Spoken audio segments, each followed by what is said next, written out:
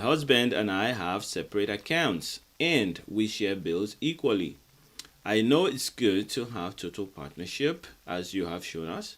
How can we begin to work towards combining our finances? This is a fantastic question. By the way, if you are meeting me for the first time, my name is Ade Sobanjo. I'm a pastor.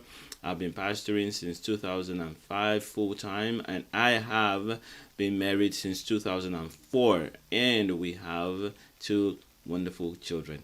And I'm not just a pastor, I'm also an unconditional love coach. And what do? I help Christians, Christian professionals especially, transform their marriages. If they're struggling or barely surviving, I help them transition it into a thriving marriage or a blissful one, of course, without the stress of dragging their spouse to a counselor, pastor's office, and all of those things that are uncomfortable. We work on the individual to become strong and steady in their own love so that they can trigger their spouse into the behavior that is godly.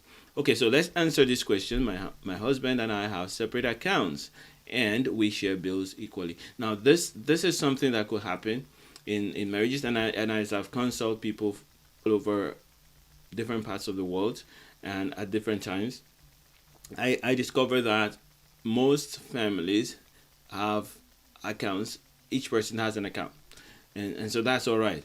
And many times they also have a joint account, and that's where it starts. I think that's the first level of bringing accounts together. If you want to combine your finances, this is the first level. You have a joint account. Now, there are marriages where there's just one joint account and everything goes into that. All the salaries go into that one joint account, and they don't. And the husband or the wife do not have separate accounts. They just have one, and that is all right too. But in most cases, the husband and the wife have their own separate accounts.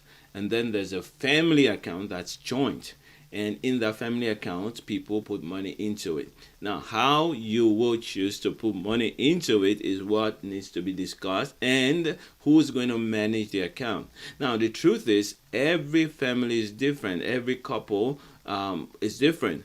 So I find that in some marriages, the man is the better manager of funds, and in some, it's the woman. So there's no fixed way or fixed person that's supposed to handle the finances.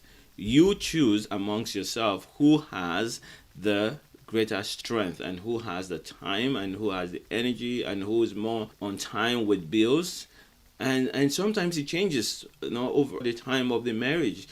So I would suggest that if you want to build that into your marriage, what you want to do is this. First, begin by going and opening a joint account.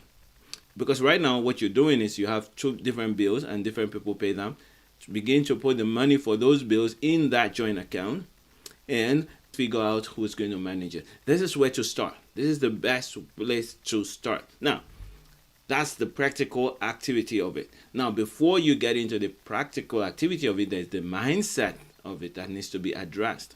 There's a mindset of it that needs to be addressed. And that comes from the fact that the scripture says a man will leave his home, leave his father and mother, and join with his wife, and the two shall become one flesh. So that's the scripture that's behind that. So you know that you ought to be one in everything. And we talk about that in total partnership. Look at that. I'm going to show you that slide where we talk about that. So there's total partnership. There's total partnership as you build your marriage from true submission, peaceful cohabitation, great friendship, then total partnership, and it's total. When I say total, it means everything. You partner in everything. And so you know that. You want to partner in finances as well. So that's the idea. But then you also can be afraid. What scares you? So the person that asked me this question, there are things that you're thinking about that's going to make it difficult. So if you were sitting with on a Zoom call or you're sitting with me in my office, what I would ask you is, what are you scared of?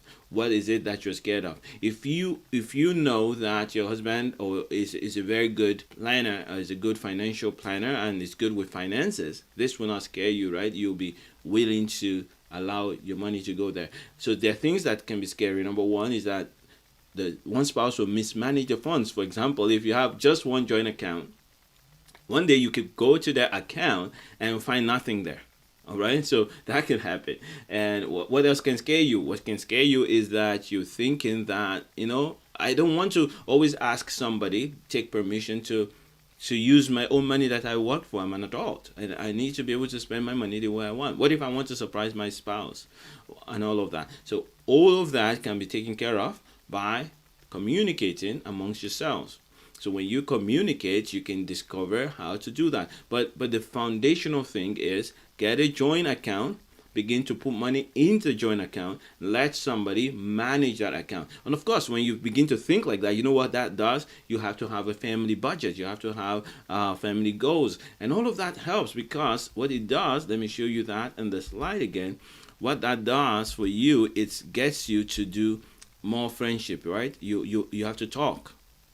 You have to communicate with one another. You have to build together. And so when you have to discuss how we're going to spend the money, what are we going to do, how much are you bringing in, how much are you going to put in the account, that's when you begin to see all of these things work better. Now, I want to remind you that you need to determine eventually how much money, because the reason why you're sharing things equally right now, maybe because your money, the finances are similar. There's situations where somebody is earning way more than the other, and in that case, the person that is earning a lot more will pay more bills, and so that's how it works. But in some marriages, they don't care. I earn more than you still pay equal, and once that begins to happen, you're beginning to drag your marriage down. If you say, one person is earning, say, $100,000 every year, and the other person is earning 25, and you expect both of them to pay equal 50-50 the bills, that's a problem right there. You're already building a bridge in your marriage. Why? Because it's not fair. You don't expect each person to carry the weight that they can't. But you may say, but I'm working harder than them, that's why I'm earning more than them. Right, but if they become a thorn in your flesh, you won't be able to earn as much as you're earning. And if you didn't have someone at home who was helping you emotionally and all of that, so they contribute to your success. Your spouse contributes to your success, even if you were earning that before you got to marry them. Yes, you may be thinking, I was earning this before I got married, and so they don't contribute to my success, but they contribute to your success in the other areas, in your home, in your marriage, if you have children, all of that. So I would suggest that if you have variables in your income, you take that into consideration. Somebody brings a higher percentage, you bring it in percentages to meet the bills, and once the money is there, you use it as necessary. And you keep discussing. The real key here is discussing. Talk about it. Share your thoughts. Bring it to the table. Remember, you are friends. You are friends. Let me get back on that. You are friends. You are not enemies. And you need to build our friendship. It's not role playing. We are not roommates.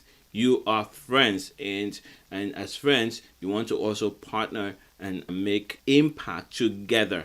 So I suggest that the way to start, as I answer that question and put it back on the screen, as I answer this question, the way to begin is go ahead and, of course, discuss this.